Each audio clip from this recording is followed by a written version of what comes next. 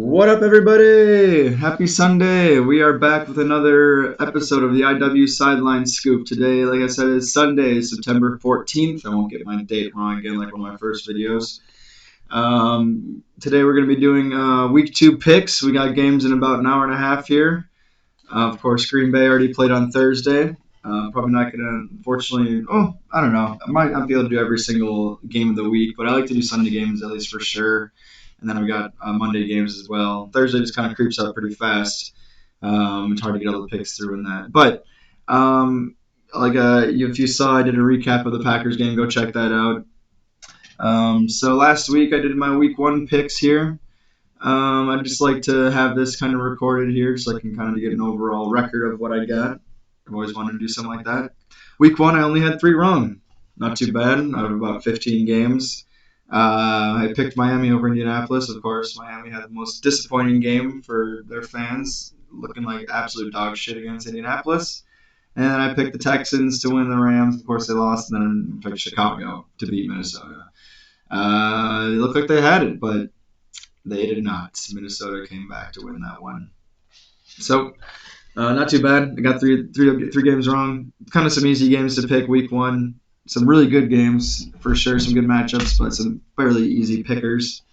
Let's move on to week 2 here. Unfortunately, like I said, Packers played Thursday, so I'm not going to be discussing Packers much at all today. We got only Packers content you're going to get is McKinney over here. Dog. Love to see it. But the first game here, if you're interested, Packers play Cleveland Browns next week in Cleveland, so this first one here might be interesting to keep an eye on if you're looking for a game to watch this weekend. We got Cleveland at Baltimore. Got to go with Baltimore here. They are on a little revenge tour, especially after last week, being Josh Allen's little babies, losing their lead there late, and but they're playing Cleveland. Cleveland plays tough. They played Joe Burrow tough last week. I wouldn't be surprised if it's a close game.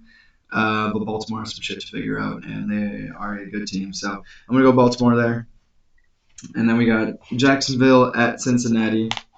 I'm going to go Cincinnati. This is also another team started really slow, not as good as they should have last week. They still won against Cleveland. Cleveland plays Joe Burrow pretty tough. I think he's lost to them a couple times in his life. Even when they went to the Super Bowl, I'm pretty sure Joe Burrow lost to the Browns. But Jacksonville last week looked like dog shit to the Panthers. So I wouldn't be surprised to see that Joe Burrow, Jamar Chase connection really go off because they did not do much of anything last week at all. So that's one of those unfortunate ones for Jacksonville where you lose an unfortunate one, then you get the Bengals in Cincinnati. So sorry about it. On to week 2, obviously, next game. We got the Giants at Dallas Cowboys. I got to go with Dallas here. They did not look bad at all against Eagles, except CeeDee Lamb's hands there as the game was coming. They needed him most. CeeDee Lamb's hands failed him the most. Dallas doesn't look like a terrible team, honestly. They stood up to Philly. I mean, Philly's Super Bowl champs in their own home. Got to give Dallas some credit there. They stood in there. But then Giants, I don't know. They're not looking too good until they try something other than Russell Wilson. He's a backup at this point in his career.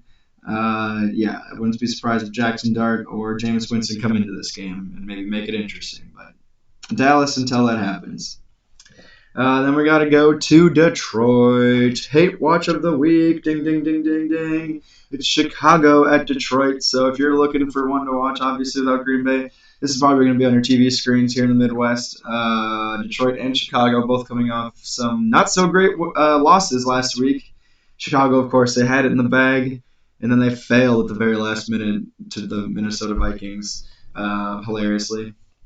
And then Detroit, of course, losing to ya boys up in here. Two teams looking for a comeback win there. I'm going to go Detroit just because I think they got more in the tank than what they showed the Packers. Chicago, I thought they'd look a little bit better.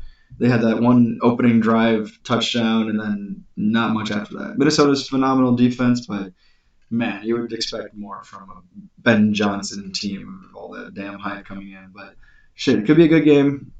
Detroit, I just think they have a lot more pride at this point. They're playing at home, home opener. Same thing with Jacksonville. Like, unfortunately, you lose a tough one week one, and you're going to a big cat house, Cincinnati and Detroit, to the Lions and Bengals, of course. Lots of big cats in this league. So now we're going to go to New England at Miami. I've not been the biggest fan of New England. People are very high on Drake May, but I just think their lack of weapons is going to fail them this year. But Miami was the worst looking team last week. I don't know what happened. I didn't watch the game. People's jobs are in line there, so I'm gonna pick New England, just because kind of with Detroit, I think honestly at this point New England has more pride to play with Mike Vrabel and everything.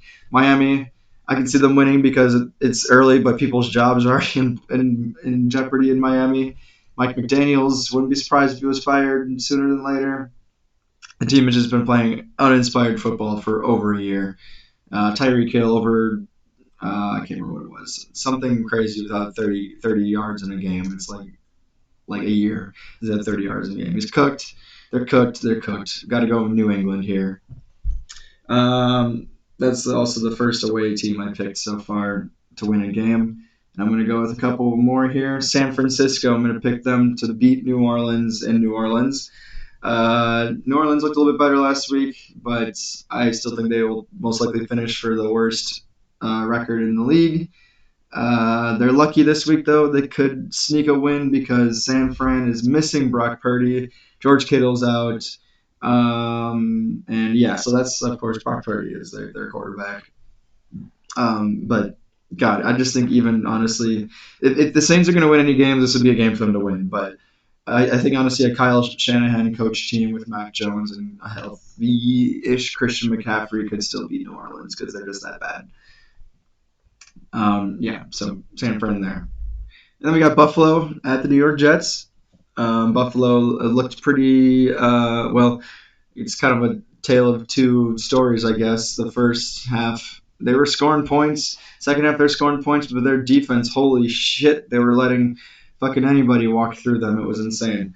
Derrick Henry was moonwalking to the end zone, just stiff-arming people. Buffalo's defense looked lost. Then Josh Allen threw that thing over his shoulder and said, "Hey guys, follow me, let's go." They got the win there. So I like the Bills a lot, of course, this year. Their defense is cleaning up a lot, but they're playing the Jets. It's in New York, which would be, if it's in New York, you'd think it's in Buffalo, right? No, but the Jets don't play in New York. But it's in the Jets Stadium. How about that? The Jets played a fantastic game against Aaron Rodgers and the Steelers last week. I just really like the Bills. And Josh Allen's kind of a jack killer for the most part. Had a couple L's there, but I think that as long as the Bills' defense figures a little bit out, this will be a Buffalo win here. Then we're going to take it to Pittsburgh again. Like I mentioned last week, Aaron Rodgers and the Steelers held on to with one of the games of the week. It wasn't for Buffalo. Rodgers beat up on the Jets there. 4 touchdown passes, looking like 2020, if not 2014 Aaron Rodgers. My goodness gracious. But they're playing the Seattle Seahawks. Seahawks looked okay, I guess, last week against the Niners. But I believe in Pittsburgh, man. I believe in Pittsburgh.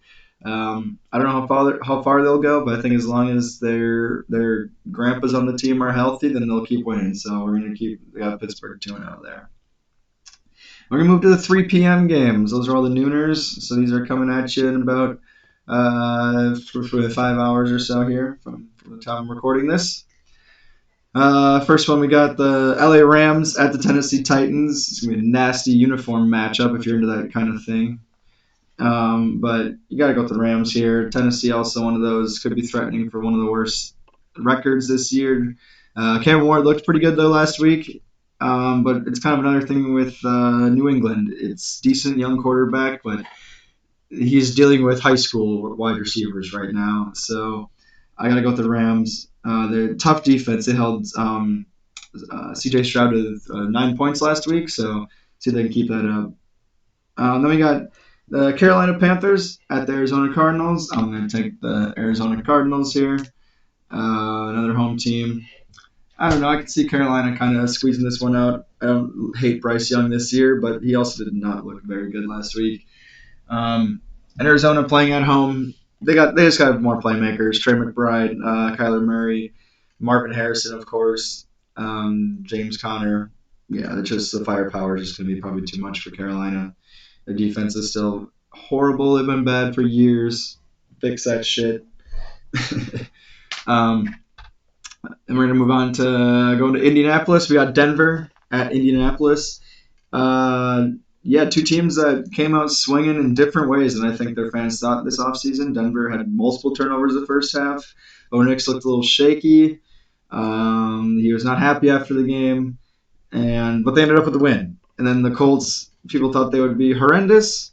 Of course, Daniel Jones starting, and they kicked the shit out of Miami. So I could see Indianapolis winning this one, but I'm going to go with Denver solely because their defense, kind of another one of those playmaker things. Denver's defense is just kind of loaded. They made it hard on Cam Ward. They're going to make it tough on Daniel Jones. But I don't see this being an easy game. I could see Denver winning late. This is going to be one Bo Nix is going to need to make plays himself because I think Daniel Jones will do it. It feels weird to say. So Daniel Jones will do enough to not ruin the game for the Colts, but we'll see. We'll see about that.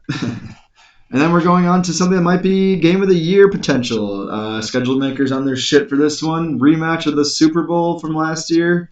Nice in week 2. We love that. We got Philadelphia at Kansas City. Hoofda, baby. Get ready for this one. I had Philadelphia at first. I think Philly's obviously a better team. Obviously, they showed up in the Super Bowl.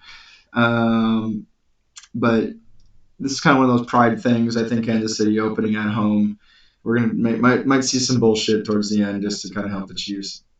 You don't see the Chiefs starting 0-2, right? I mean, shit, maybe, but playing the Chargers and Eagles is tough 2 games for them. And I can see Philly winning. Obviously, you can see either one of these teams winning. But I'm just gonna go with Kansas City because they're at home, and every time I pick against them, they ended up winning. So there's that. Sorry, Eagles fans. That's our 3 o'clock games. Only 4 3 o'clock games today. That's cool because we got 2 Monday nighters. We'll get there in a second because we got Atlanta at Minnesota tonight. Atlanta, I didn't really watch much of their game, but they lost last minute to Tampa Bay. Baker looked pretty good. But I'm actually going to go with Minnesota. Another one of those home opener things. It's going to be rocking. A lot of these teams are benefiting from starting at home in week 2. Their fans are hungry. They didn't get to see their team week 1 unless they traveled to Chicago, in terms of Minnesota fans. But, yeah, Minnesota's going to be rocking.